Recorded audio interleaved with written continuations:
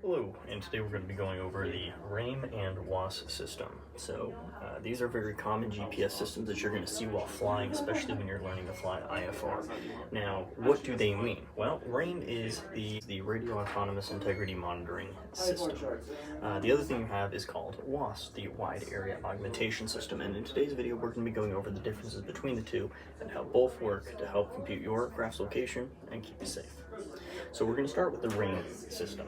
Now, when you're flying with a GPS, how does the GPS work? Well, a GPS relies on a minimum of 4 satellites to determine a 3-dimensional image of where your aircraft is at any fixed position or any point in time.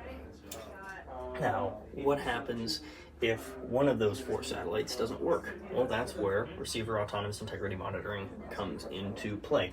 Now, in the United States, you have a constellation of satellites. There are about 28 of them. They're at fixed points in time. They circle the globe every 12 hours, so they're a little bit faster than the spinning of the globe. So they're not always going to be in sight. So there may be times that there's planned outages, and you can figure out this by checking with the FAA.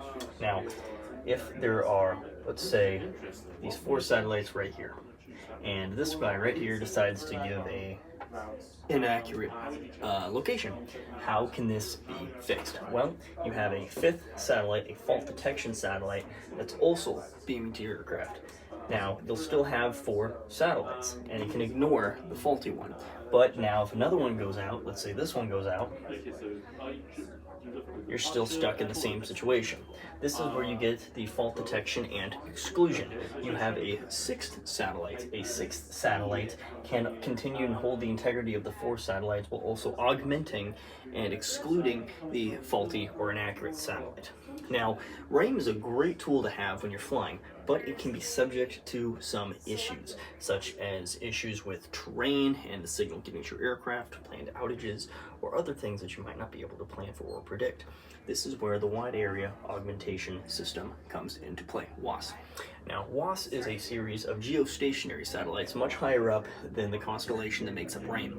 Geostationary means that it is locked into a fixed point relative to the rotation of the Earth. It spins at the exact same speed that the Earth spins, and will always be at a fixed point in time. Now, they use ground stations. Now, there are a bunch of ground stations all over North America, and these are predetermined, pre-surveyed spots. So the satellite knows this fixed point and where it's exactly supposed to be. For example, this ground-based station right here, this little fellow. So, with that in mind, what the satellite constellation will detect that ground station. They know where it's supposed to be, so if one of these satellites sends a faulty message or triangulates a different location than the rest do, this can be fixed and can be immediately notified. If this is to happen, then the ground station will send an error message to what's called a master station. Now, there are 3 master stations in the US. There's one in Georgia, I believe there's one in New York, and I think there's one in LA.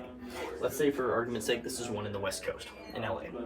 Now, this master station will be able to compute the error and actually fix the error, resolve the error. And then this resolution is then beamed up to these geostationary satellites, which are much higher up and always in view, who then beam the corrected information to your aircraft, to your plane. And that's RAIM and WAAS.